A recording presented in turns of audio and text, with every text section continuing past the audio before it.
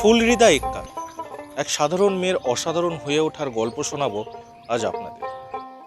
আমরা এই মুহূর্তে দাঁড়িয়ে রয়েছি শিলিগুড়ি থেকে খানিকটা দূরে গঙ্গারাম চা বাগানে। সেই চা বাগানের মহিলাই ফুলহৃদা। ডোমেস্টিক ভায়োলেন্সের শিকার ফুলহৃদা একসময় অত্যাচারিত হতে হতে হতে হতে দেওয়ালে পিঠ ঠেকে যায়। তারপর সেখান থেকে ঘুরে দাঁড়ানো। গ্রামে শুধু ফুলহৃদা একা নয়, ফুলহৃদা গঠন করেছে গোটা মহিলা বাহিনী, নিজেকে মুক্তি দিয়েছে এবং গ্রামের অন্যান্য মহিলাদের মুক্তি দিয়েছে, স্বনির্ভর করেছে গ্রামের মেয়েদের।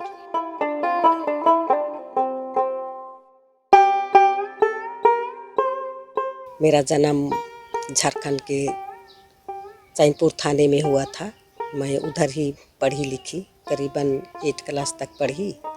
उसके बाद मेरे माँ बाप ने मुझको बोला कि आपको ज़्यादा पढ़ाने से हम लोग तुम्हारे भाई बहन को कैसे पढ़ाएंगे, इसलिए तुमको स्कूल छोड़ना होगा बोल के मुझको स्कूल बंद कर दिए। और इधर में बंगाल में, पश्चिम बंगाल में जो मेरा पिताजी का पिताजी था, तो उन लोग दोनों बूढ़ा बूढ़ी थे, इसलिए उनको सेवा करने के लिए बोलकर मुझको पश्चिम बंगाल भेजा गया। और इधर आके मैं करीबन बगान में काम करना शुरू किया। इधर तो उस समय तो कोई नौकरी किया था, कोई पढ़ा लिखा भी तो ज़्यादा नहीं हो, तो नौकरी तो नहीं मिलेगा ना, तो बगान में ही काम करना पड़ा। और उस समय तो बगान में हम लोग सोच रहे थे, स्वर्ग का राज है सोच रहे थे।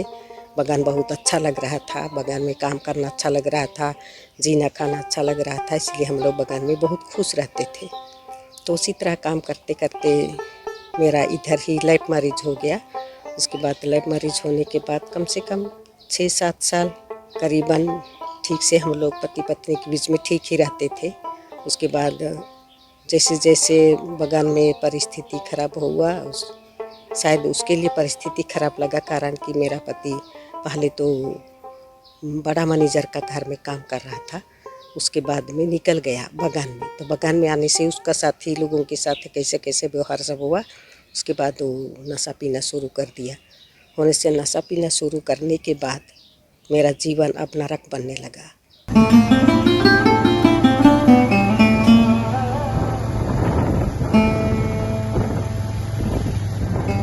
तो बच्चे भी छोटे छोटे थे उस समय, तो मुझको साथ देने वाला कोई नहीं था।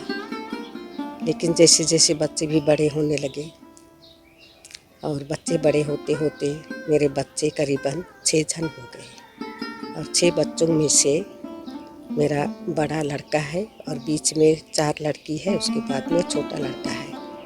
उसमें से जब लड़की लोग जवान हो गए तो लड़की लोग मेरा साथ देने लगे।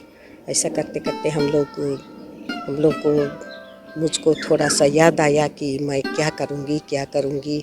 मैं तो ये झंझट में जी रही हूँ, लेकिन शायद मेरे बच्चे इस हालत में ना जिए, ये सोच मुझको आया। इसलिए मैं सोचना शुरू की कि क्या करना पड़ेगा। तब मेरा मन में आया कि क्यों ना हम नशा बंद करने के लिए, अपने परिवार को बचाने के लिए तो थोड़ा वातावरण भी ठीक करना पड़ेगा, इसलिए हम लोग उसको शुरू किए। तो पूरा गांव का महिला लोगों को बैठा के मैं ये बात पेश की, तो सबको मंजूर हो गया, कारण कि घर घर में वही हालत था, इसलिए सबके मंजूर हो गए। तो मंजूर होने के बाद हम लोगों ने तो चिट्ठी बनाई और थाना में फेंका। थाना से आबकारी ऑफिस, एक्साइज ऑफिस, हाँ उसमें फेंके। उसके बाद में हम लोग वहाँ आना जाना शुरू किए और हम लोगों ने शुरू किया, आंदोलन शुरू किया।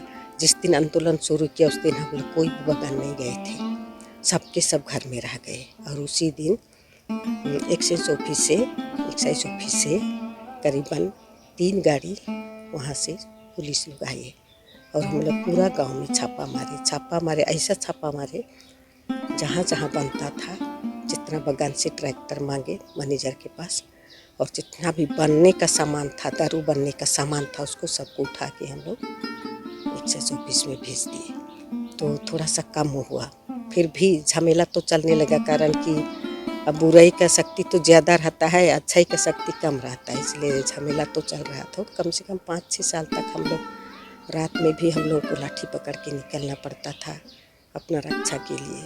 तो 1-2 जन तो नहीं जाते थे, लेकिन जाते थे तो हम लोग मिल के जाते थे। जहाँ झगड़ा होता था, क्यों झगड़ा हुआ, कारण क्या है, इस सब को पूछ के हम लोग उसको समझा बुझा के आते थे। वैसा करते करते 6-7 साल तक वैसा चला। उसके बाद आंदोलन जारी ही रहा, अभी तक जारी है वो आंदोलन।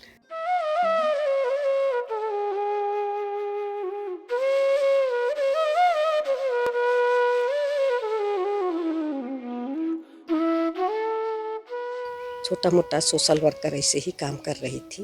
वैसे ही काम करते करते करते करते मुझको यहाँ पर हम लोग का चर्च मोड़ में नवजीवन अस्पताल बोल के है, वहाँ पर मुझको हेल्थ सुपरवाइज़र का काम मिला।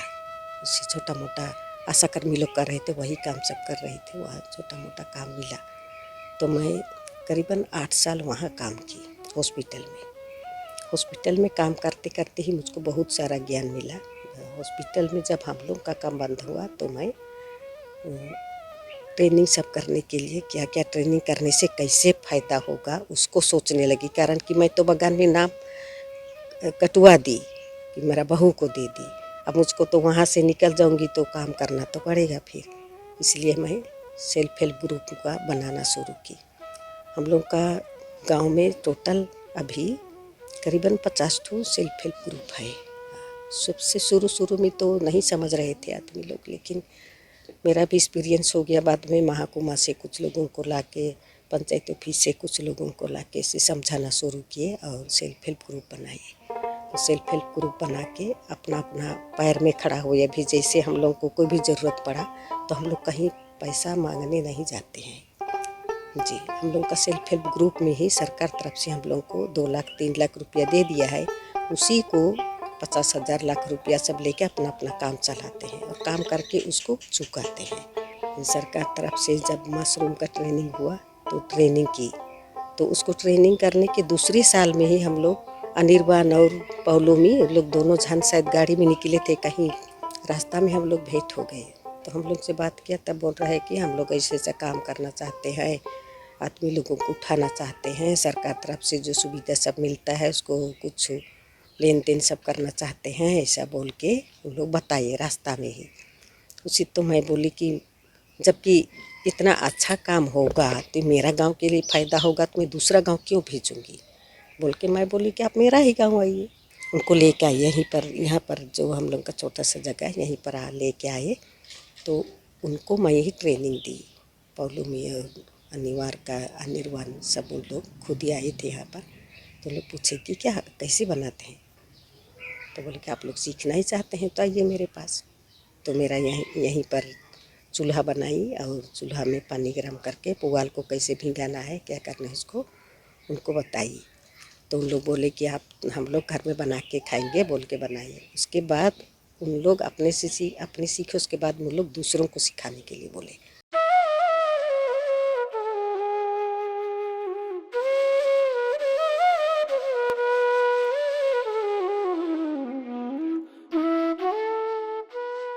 একটা সময় ফুল্লিদার ছেলেমেয়েরাই তার পাশে এসে দাঁড়ায়।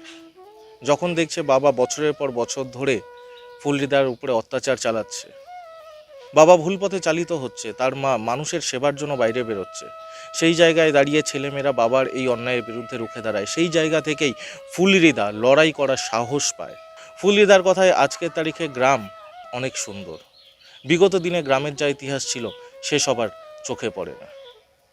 ফুল্লিদার এই লড়াইকে আমাদের কুর্নিশ। শিলিগুড়ি থেকে পার্থপ্রতিম দাস, আনন্দবাজার অনলাইন।